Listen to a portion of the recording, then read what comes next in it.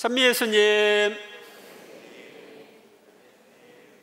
오늘은 연중 제11주일입니다. 인류의 스승들이라고 하는 사람들이나 학자들은 진리를 어려운 말로 설명하지만 예수님은 진리를 쉽게 설명하시는 분이십니다. 예수님께서는 오늘 복음에서도 하나님의 나라를 비유를 통해 쉽게 설명하십니다. 오늘의 독서와 복음의 주제는 하느님의 나라입니다. 첫째, 오늘의 제1독서인 에제키엘 예언서는 미래에 있을 메시아의 출현과 하느님 나라의 도래를 암시하는 예언이 나옵니다. 주 하느님이 이렇게 말한다. 내가 손수 높은 향백나무의 꼭대기에 순을 따서 심으리라. 가장 높은 가지들에서 연한 것을 하나 꺾어 내가 손수 높고 우뚝한 산 위에 심으리라. 여기서 높은 향백나무와 가장 높은 가지는 메시아가 태어날 다윗 가문을 상징합니다. 연한 것을 하나 꺾어 내가 손수 우뚝한 산 위에 심으리라는 메시아를 이스라엘 땅에 보내주시리라는 예언입니다. 향백나무는 한국에서는 자라지 않지만 향기가 나는 나무인데 예루살렘 성전을 지을 때 사용한 나무입니다. 우리도 향백나무입니다. 우리도 향백나무가 되어야 되는데 어떤 향기를 풍겨야 되나요? 예수 그리스도의 향기를 풍기는 나무가 되어야 합니다. 그리고 우리들로 이루어진 교회, 이 교회는 예수 그리스도의 몸이라고 그러죠? 이 예수 그리스도가 또 향백나무입니다. 이 교회 안에 하느님이 계시고 하느님이 다스리기 때문에 우리 교회는 하느님의 나라가 됩니다. 이스라엘의 드높은 산 위에 그것을 심어 놓으면 해가지가 나고 열매를 맺으며 훌륭한 향백나무가 되리라. 온갖 새들이 그 아래 깃들이고 온갖 날짐승이 그 가지 그늘에 깃들이리라.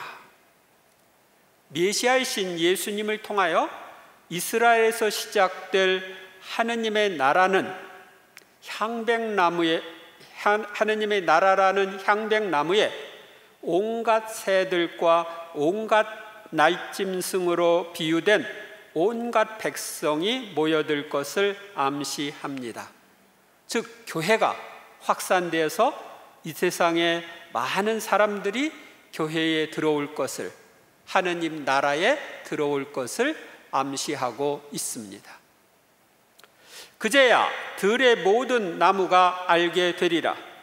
높은 나무는 낮추고 낮은 나무는 높이며 푸른 나무는 시들게 하고 시든 나무는 무성하게 하는 이가 나 주님임을 알게 되리라. 나 주님은 말하고 그대로 실천한다. 하느님은 만물을 주관하시는 분이십니다. 들의 모든 나무는 이 세상 모든 백성을 의미합니다. 시든 나무는 예수님이 탄생하기 전에 580여 년 전에 유다 왕국의 멸망으로 시들기 시작한 다윗 가문인데 메시아이신 예수님께서 탄생하심으로써 시든 나무가 무성하게 되었습니다. 그런데 이를 실천하신 분은 바로 주님이시라고 고백합니다. 하느님이신 그분이 모든 일을 하신 것입니다. 둘째, 오늘의 복음에서 예수님께서는 하느님의 나라를 자라나는 씨의 비유와 겨자씨 비유를 통하여 설명하십니다. 하느님의 나라는 이와 같다. 어떤 사람이 땅에 씨를 뿌려 놓으면 밤에 자고 낮에 일어나려고 하는 사이에 씨는 싹이 터서 자라는데 그 사람은 어떻게 그리 되는지 모른다. 하느님의 나라는 복음의 씨를 사람의 마음이라는 땅에 뿌려 놓은 것과 같습니다. 밤과 낮이라는 세월이 지나는 동안 복음의 씨가 싹이 터서 신앙이라는 식물이 자라는데 그 사람은 어떻게 그리 되는지 잘 모릅니다. 하느님이 그렇게 해주시기 때문입니다. 땅이 저절로 열매를 맺게 하는데 처음에는 줄기가, 다음에는 이삭이 나오고 그 다음에는 이삭의 나달이 연근다. 곡식이 익으면 그 사람은 곧 낫을 댄다. 수확대가 되었기 때문이다. 하느님께서 우리의 마음이라는 땅에 은총의 햇빛과 은총의 물을 주시면 처음에는 신앙이라는 줄기가 나오고 다음에는 열매를 맺도록 이삭이 나오고 그 다음에는 성령의 열매라는 나달이 연급니다. 그러면 사랑, 기쁨, 평화 같은 성령의 열매를 수확하게 됩니다. 이것이 우리 안에 이루어지는 하느님의 나라에 대한 비유입니다. 예수님께서 다시 말씀하셨다. 하느님의 나라를 무엇에 비길까? 무슨 비유로 그것을 나타낼까? 하느님의 나라는 겨자씨와 같다. 땅에 뿌릴 때에는 세상의 어떤 씨앗보다도 작다. 하느님의 나라는 겨자씨처럼 작기에 처음에는 보잘것없는 것처럼 보입니다. 그래서 큰 것을 찾는 세상 사람들, 힘 있는 부자들이나 권력자들은 하느님의 나라를 하찮은 것으로 생각하고 잘 받아들이지 않습니다. 그 성당 다니는 건 그 노인들이나 애들 다니는 거지, 나같이 다 알고 크고 또 유식하고 과학적인 사람이 그런 거 받아들일 필요가 있나? 이렇게 생각하고 거부하는 경우들이 있죠.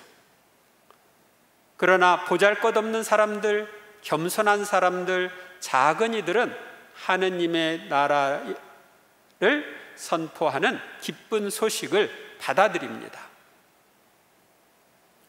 그러나 땅에 뿌려지면 자라나서 어떤 풀보다도 커지고 큰 가지들을 뻗어 하늘의 새들이 그 그늘에 깃들일 수 있게 된다. 겨자씨 비유는 하느님의 나라는 처음에는 보잘것없는 것처럼 보이지만 점점 커져서 하늘의 새들같이 보금자리와 쉴 곳이 필요한 사람들에게 안식처를 제공한다는 것을 알려줍니다. 하느님의 나라는 땅에 뿌려진 씨가 시간이 감에 따라서 점점 자라고 열매를 맺는 것처럼 작은 겨자씨가 자라나 어떤 풀보다도 커지는 것처럼 성장합니다. 보통 겨자씨에서 나온 풀은 1.5m에서 3m까지 자란다고 합니다. 그러면 이제 새들이 그 겨자씨를 먹기 위해서 그 겨자풀이라고 그럴까요? 겨자나무라고 그럴까요? 거기에 이제 와서 깃들이게 되는 거죠. 12 제자로 시작된 이 세상의 하느님의 나라는 처음에 겨자씨와 같았어요. 아주 조그맣죠? 그런데 현재는 어떻게 됐어요? 세계 인구의 3분의 1이 그리스도인이라고 할 정도로 성장했습니다. 하느님의 나라는 언젠가 완성될 때가 있는데 세 차원이 있습니다. 첫째는 이 지상에서 하느님을 믿고 그분의 다스림을 받아들이는 신자들로 이루어진 지상의 신전교회입니다. 신전교회라는 것은 신적인 싸움, 영적인 싸움을 하는 교회라는 것입니다.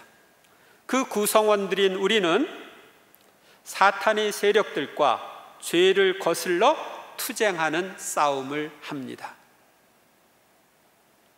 둘째로는 천상복락을 누리기 위하여 죄와 허물을 씻고 천국에 갈 준비를 하는 연옥의 단련교회입니다.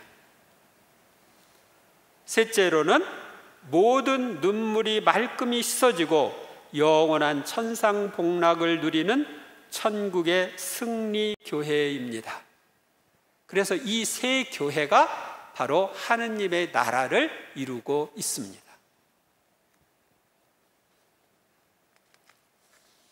셋째, 오늘의 제2 독서는 하느님 나라의 시장인 지상교회에 속한 우리가 어떻게 살아야 하는지에 대하여 알려줍니다. 형제 여러분, 우리가 이 몸 안에 사는 동안에는 주님에게서 떠나 살고 있음을 알면서도 우리는 언제나 확신에 차 있습니다. 보이는 것이 아니라 믿음으로 살아가기 때문입니다. 우리가 이 몸에 사는 동안에는 천국에 계신 주님에게서 떠나 살고 있지만 언젠가 하느님 나라의 완성인 천국, 주님이 계신 천국에 가리라는 확신을 가지고 믿음으로 살아간다고 바오로 사도는 고백합니다. 여러분도 그렇죠? 언젠가는 이 세상을 떠나 천국에 가게 될 거다 하는 확신과 희망을 가지고 삽니다.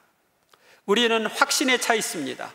그리고 이 몸을 떠나 주님 곁에 사는 것이 낫다고 생각합니다.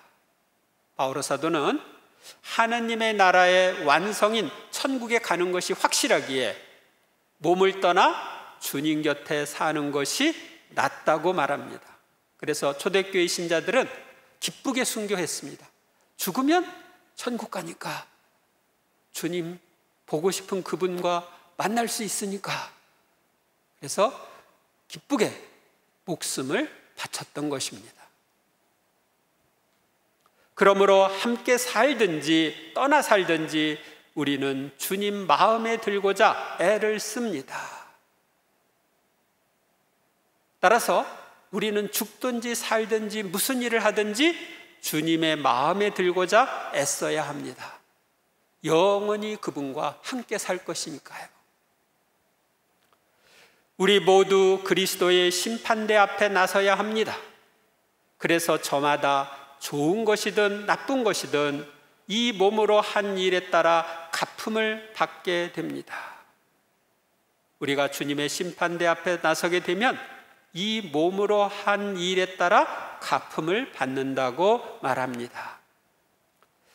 그래서 하느님을 위해서 열심히 일한 사람들은 천국에서 그만큼 더 풍성한 행복을 누리고, 아직 하늘나라에 직접 가기가 어려운 사람들, 죄와 허물이 아직 남아있는 사람들은 그것의 정화를 위해서 연옥에서 정화 과정을 거치고, 하느님을 거부하고 끝까지 받아들이지 않는 사람들은 하느님이 주는 영원한 행복을 누릴 수 없고 영원한 멸망으로 가는 것입니다. 하느님이 안 주셔서가 아니라 그들이 안 받아들이기 때문에 못 가는 거예요. 오늘의 제1 독서의 예언 말씀이 이루어진 것처럼 하느님의 말씀은 반드시 이루어집니다. 또한 오늘의 비유 말씀은 우리에게 위로와 희망을 줍니다. 하느님 나라의 시작은 작은 씨와 같이 보잘것없는 것처럼 보이지만 싹트고 자라며 꽃피고 열매를 맺으며 완성을 향하여 나아가고 있습니다. 내 안에 뿌려진 복음의 씨는 내 안에서 싹트고 자라나 열매를 맺고 있습니다. 또한 우리 중에는 내 안에서 시작된 하느님의 나라가 나의 가족이나 친지, 이웃에게 전파되어 커가는 것을 체험한 분들도 계실 것입니다. 한국 천주교회는 이승훈, 이벽 등 몇 사람에 의해 1784년에 시작되었습니다. 그리고 200주년인 1984년에는 인구의 4%가 신자였습니다. 현재는 얼마일까요? 현재는 인구의 10%가 조금 넘는 신자를 가지고 있습니다. 그런데 하느님께서는 모든 이가 하느님을 섬기는 백성이 되기를 원하십니다. 따라서 앞으로 언젠가는 인구 100%가 하느님을 섬기는 날, 새하늘, 새 땅의 새 시대가 반드시 올 것입니다. 그때에는 불완전한 사회, 불완전한 교회가 완전하게 되고, 주님의 기도를 바칠 때마다 아버지의 뜻이 하늘에서와 같이 땅에서도 이루어지소서 산 우리의 기도가 완전하게 이루어질 것입니다. 그 시대가 되면 전쟁과 죄가 없어질 겁니다. 사랑이 충만한 시대, 모든 이가 하느님을 섬기는 시대가 될 것입니다. 그렇게 되어서 하느님의 나라가 완성될 것입니다. 하늘에서는 하느님을 모르는 사람이 있어요? 없어요? 없죠? 하느님을 섬기지 않는 사람이 있어요? 없어요? 없어요. 죄가 있어요? 없어요? 없어요. 그런데 하느님의 뜻이 하늘에서 같이 땅에서도 이루어진다면 이 땅이 그렇게 되는 거예요. 이 땅도 행복이 넘치는 세상이 되는 겁니다. 아담과 하와가 범죄하기 이전과 같은 상태, 낙원이 되는 것입니다. 하느님께서 이루시려는 하느님의 나라는 지금도 완성을 향하여 나아가고 있습니다. 이번 한 주간도 하느님의 나라의 신비를 묵상하면서 나를 하느님 나라의 백성으로 불러주신 하느님께 감사와 찬미를 드리고 주님 마음에 드는 생활을 하도록 힘쓰시는 한 주간이 되시기를 바랍니다. 감사합니다.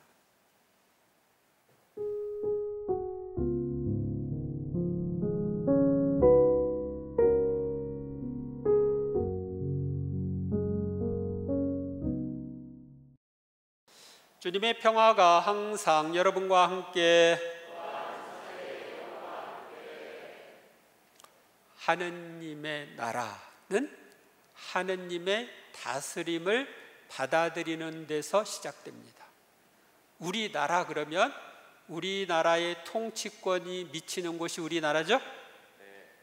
하느님의 통치권이 우리에게 미치면 우리 하느님 나라가 되는데, 인간은 자유의지가 있기 때문에 하느님의 통치를 받아들일 수도 있고 거부할 수도 있어요.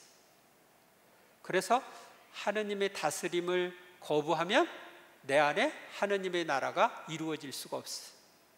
예수님은 하느님의 나라는 너희 가운데 있다 이렇게 말씀하셨어요.